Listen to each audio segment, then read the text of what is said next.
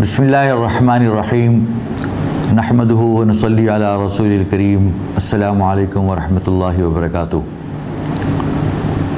یہ جو آج کل کرونا وائرس پوری دنیا میں پھیلا ہوا ہے، اس سے ایک بات بالکل روز روشن کی طرح عیاں ہو جاتی ہے کہ کوئی بھی حکم، کوئی بھی چیز اللہ تعالیٰ کے حکم کے بغیر نہیں ہو سکتی۔ چاہے انسان کتنا ہی طاقتور ہو جائے، چاہے انسان کے پاس کتنی ہی بہترین ٹیکنالوجی اور سائنس میں ترقی کر لے، چاہے کتنے ہی علوم پہ دسترس حاصل کر لے، چاہے چاند پر اور مریخ پہ پہنچ جائے، چاہے کسی بھی قسم کے جوہری صلاحیتیں حاصل کر لے، لیکن وہ انسان اللہ تعالیٰ کے حکم کے بغیر کچھ نہیں کر سکتا۔ اب دیکھیے کہ یہ چھوٹی سی ایک وائرس یا چھوٹی سی ایک وبا جو ابتدا میں ایک آدمی سے شروع ہوئی، تو یہ کس طریقے سے پھیلتی چلی گئی، اور دنیا کی جو بڑی بڑی طاقتیں ہیں، جو سب سے بڑی بڑی طاقتیں جن کے پاس مال و دولت بھی بہت، ٹیکنالوجی بھی بہت، اور سائنس اور علوم میں مہارت بھی بہت زیادہ، لیکن سب بے بس ہو گئے اور یہ سب کچھ اس کے آگے کچھ نہ کر پائے۔ تو اس سے یہ ثابت ہوا کہ یہ سب چیزیں در حقیقت ان سب کا کرنے والا کوئی اور ہے، اور کوئی ذات ایسی ہے کہ جو چیزوں کو اپنے حکم سے فیصلہ کرتی ہے، پھیلاتی ہے۔ اگر کوئی کسی کو مصیبت پہنچتی ہے تو وہ بھی اللہ تعالیٰ کی طرف سے ہوتا ہے، اگر کسی کو راحت پہنچتی ہے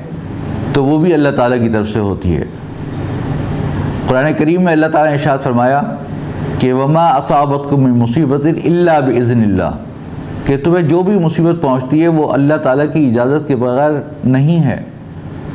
جب اللہ تعالیٰ کا حکم آتا ہے تو پھر وہ مصیبت آتی ہے۔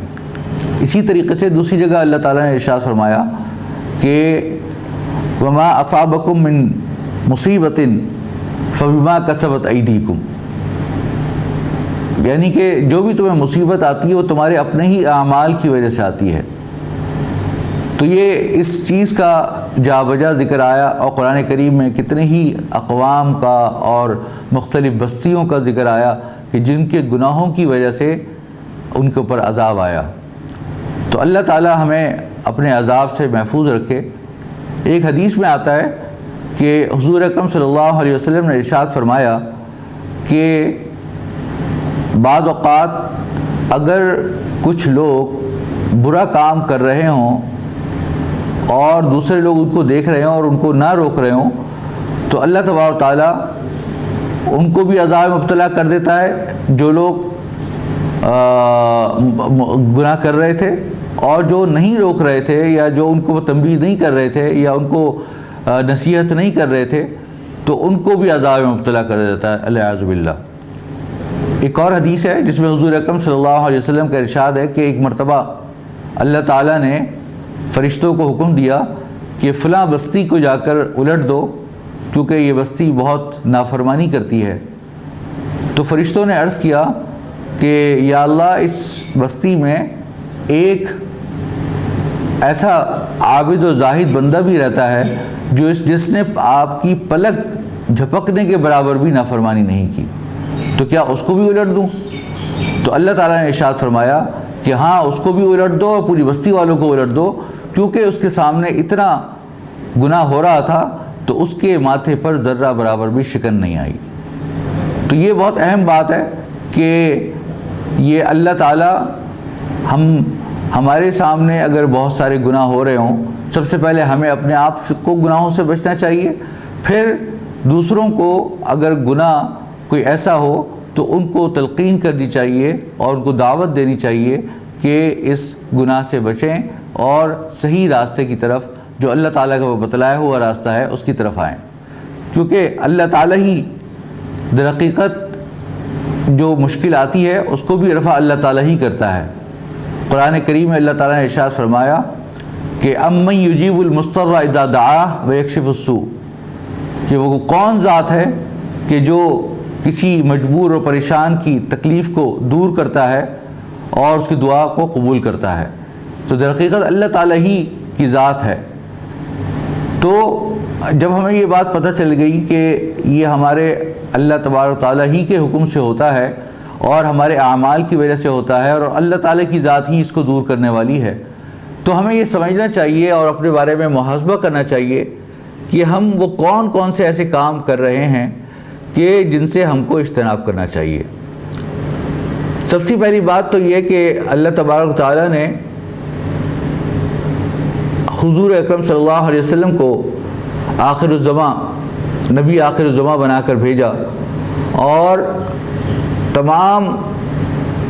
جو سابقہ امتیں تھیں ان سب کو کہا کہ حضور اکرم صلی اللہ علیہ وسلم کی پیروی کریں، اور جو جیسا حضور پاک صلی اللہ علیہ وسلم کہیں اس کے اوپر عمل کریں، اور جس سے آپ روکیں اس سے رک جائیں۔ ما آتاکم الرسول فخذوہ وما نہاکم عنہ فانتہوا، جس کو رسول دیں اس پہ عمل کرو اور جس چیز سے روکیں اس سے رک جاؤ۔ تو یہ خطاب جو ہے یہ پوری دنیا کو ہے۔ اللہ تعالیٰ نے حضور اکرم صلی اللہ علیہ وسلم کو پوری دنیا کے لیے رحمت بنا کے بھیجا ہے۔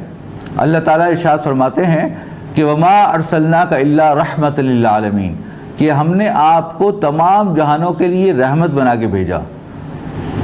وہ اس طرح کہ اگر ہم اسلام کی تعلیمات پر عمل کر لیں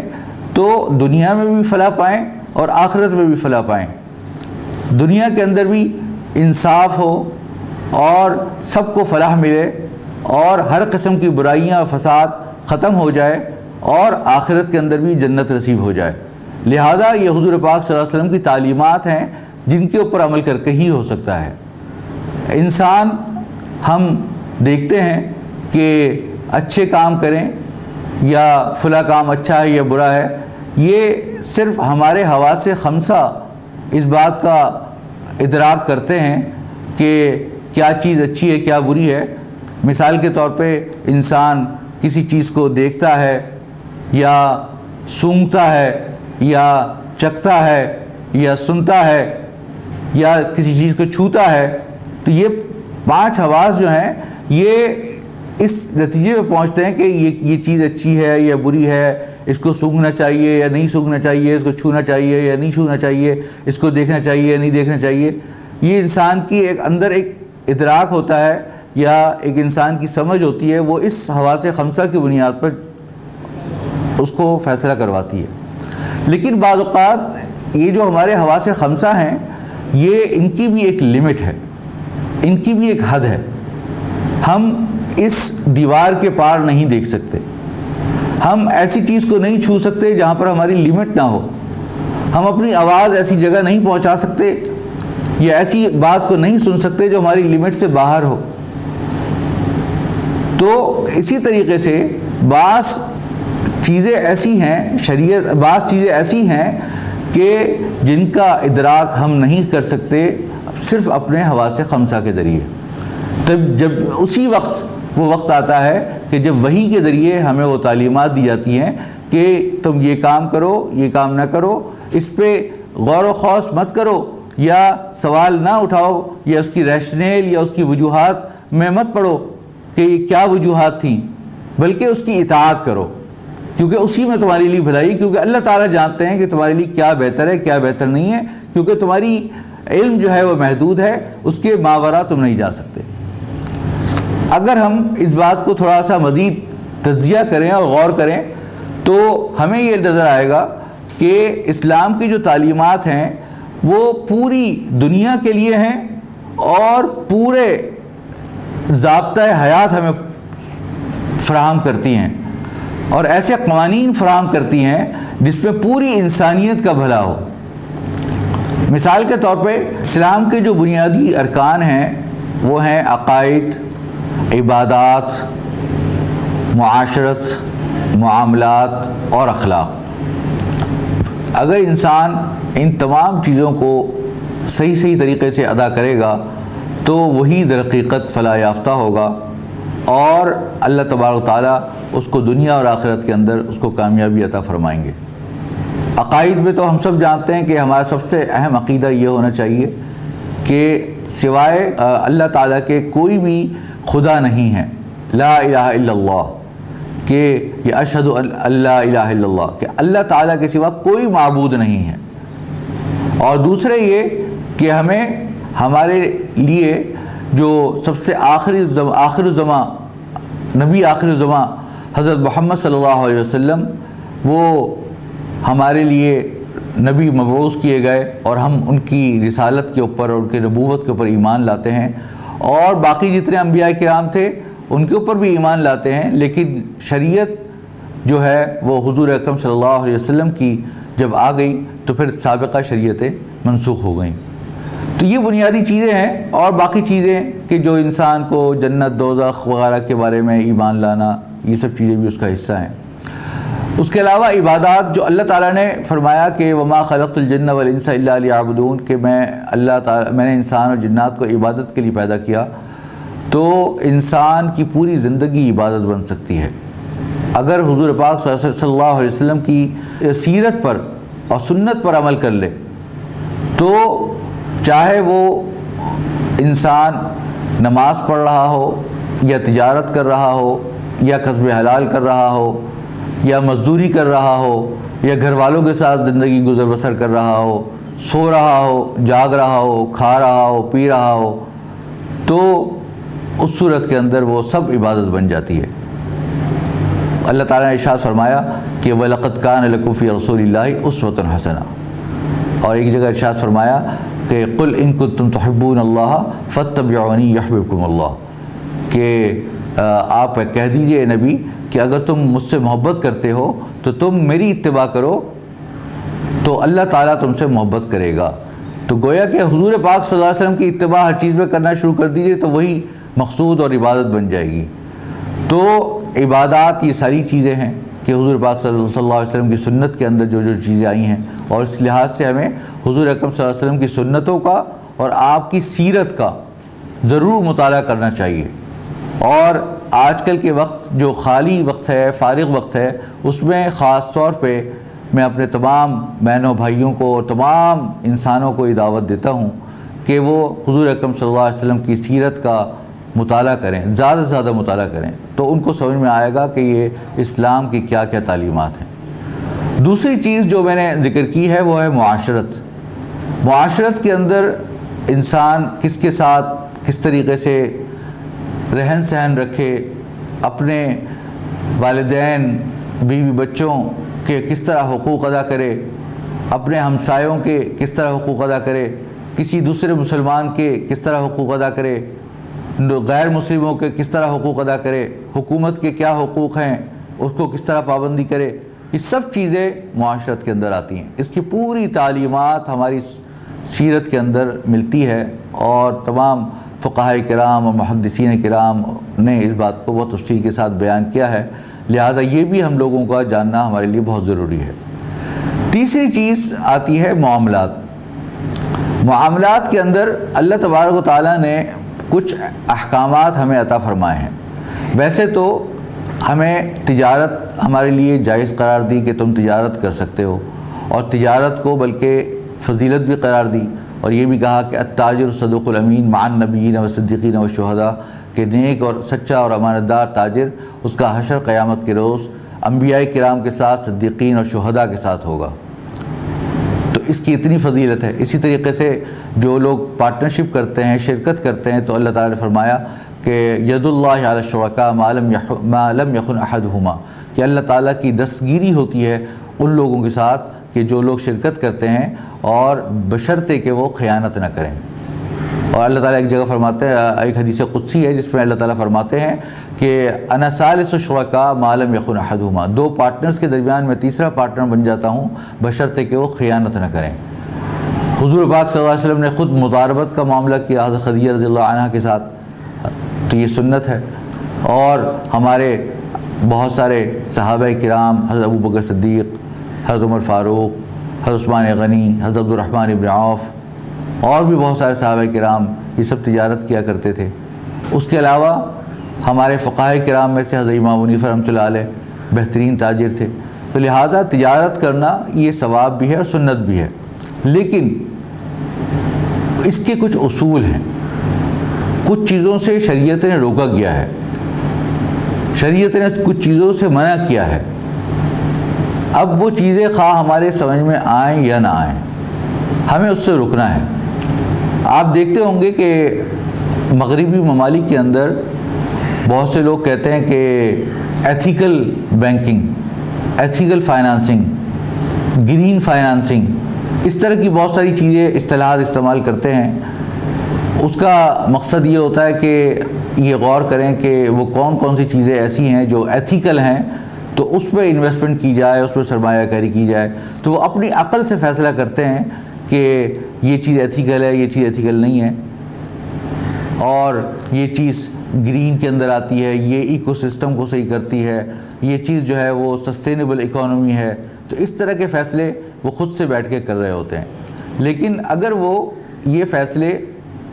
اگر اللہ تعالیٰ کے حکم کے مطابق کریں تو خود بخود یہ ساری چیزیں صحیح ہوں گی، کیونکہ جن چیزوں کو وہ آج ایتھیکل کہہ رہے ہیں کل ہو سکتا ہے وہ اس کو کل ان ایتھیکل کہہ رہے ہوں۔ ان کے تجربات ہیں اپنے اپنے کہ یہ چیز صحیح ہے، یہ چیز غلط ہے، اس طرح ہونا چاہیے۔ جیسے ریگولیٹری ہم چیزیں دیکھتے ہیں کہ مختلف ریگولیٹرز اپنے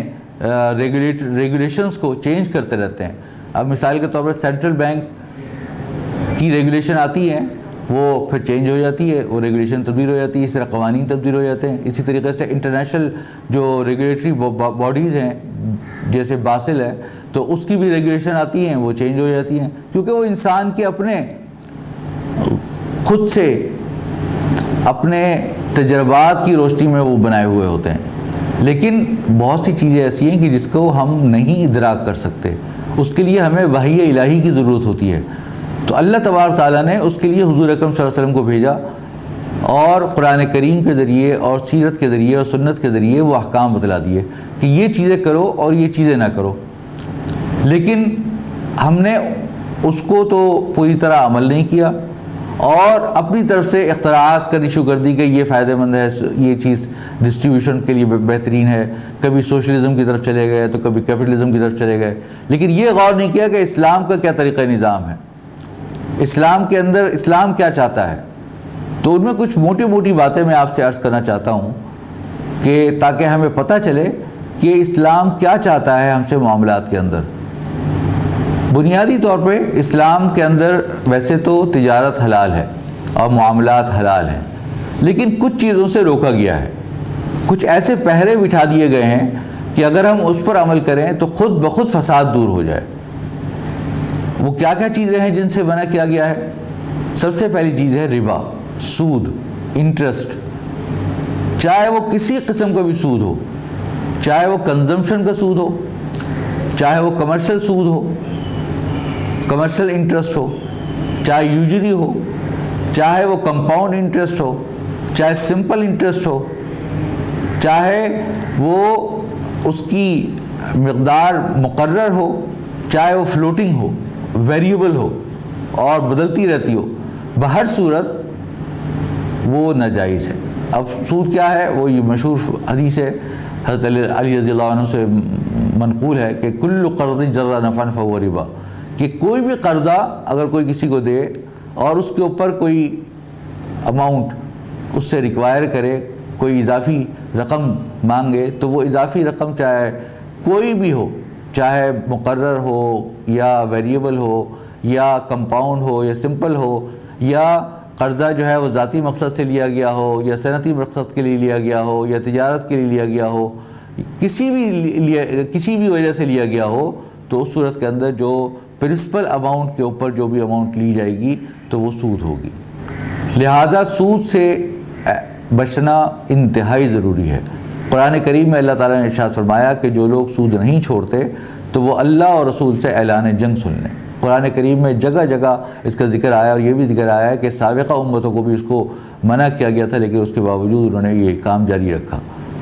اسی طریقے سے دوسری چیز ہے وہ ہے غرر۔ غرر کہ لغوی معنی ہے کہ انسرٹینٹی، کسی چیز کا پتہ نہ ہونا، یعنی کہ ایک بہت ہی رسکی ٹرانزیکشن ہے، آپ کو معلوم ہی نہیں ہے، جس کی وجہ سے کوئی فساد پھیل سکتا ہے۔ مثال کے طور پہ کوئی آدمی خرید و فروخت کر رہا ہے اور اس کے اندر جو قیمت ہے وہ معلوم نہیں ہے، مجہول ہے، نامعلوم ہے، یا متعین جو چیز خرید رہا ہے وہ متعین نہیں ہے، تو یہ غرر کے اندر آ جائے گا، کیونکہ اس سے جھگڑا پیدا ہو جائے گا لوگوں کے درمیان۔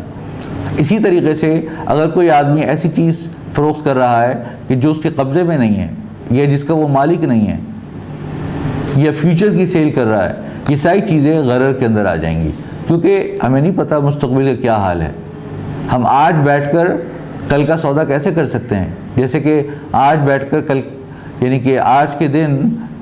بیٹھ کر اب سے 1 مہینے بعد کوئی بندہ نکاح نہیں کر سکتا، بلکہ نکاح کے لیے ضروری ہے کہ میں نے نکاح کر لیا، اسی دن بیٹھ کر اسی وقت نکاح ہوگا۔ پہلے منگنی تو کر سکتا ہے، وعدہ نکاح تو کر سکتا ہے، لیکن نکاح نہیں کر سکتا۔ اسی طریقے سے کوئی بھی عقد، کوئی بھی ٹرانزیکشن، آپ فیوچر کا وعدہ تو کر سکتے ہیں، لیکن اس کو امپلیمنٹ کرنا وہ اسی وقت ضروری ہوتا ہے۔ تو یہ بھی غرر کے اندر آتا ہے کہ اگر اس کے اوپر عمل نہ کرے، کیونکہ اس کے اندر دھوکہ دہی بھی ہو جاتی ہے، ایک طریقے سے لڑائی جھگڑے کا سبب بنتا ہے، تو یہ چیزیں بھی اللہ تعالیٰ نے منع کی ہیں۔ اسی طریقے سے میسر ہے یا قمار ہے، گیمبلنگ، سٹہ بازی، یہ بھی شریعت نے منع کی ہے۔ اب بہت ساری اسپیکولیٹو ٹرانزیکشنز ہوتی ہیں کہ جس کے اندر لوگ مبتلا ہیں، اپنے پیسے جو ہے وہ پورے کے پورے ایک ایسی رسک میں لگا دیے کہ جس کی وجہ سے انسان جو ہے وہ پریشان ہو گیا۔ اب جیسے کہ بعض اوقات اللہ بچائے شطرنج کھیلتے ہیں لوگ اور اس کے اندر جو ہے اپنی بازی لگا دیتے ہیں، تو یہ ساری چیزیں شریعت نے حرام قرار دی ہیں۔ اسی طریقے سے غبن، کہ کوئی آدمی ایسا دھوکہ دے رہا ہے کسی کو، کسی طریقے سے ایک چیز کو جو مارکیٹ ریٹ کی نہیں ہے اس کو ایک بہت زیادہ قیمت کے اوپر بیچ رہا ہے، جس سے کہ لڑائی جھگڑے کا امکان ہے، یا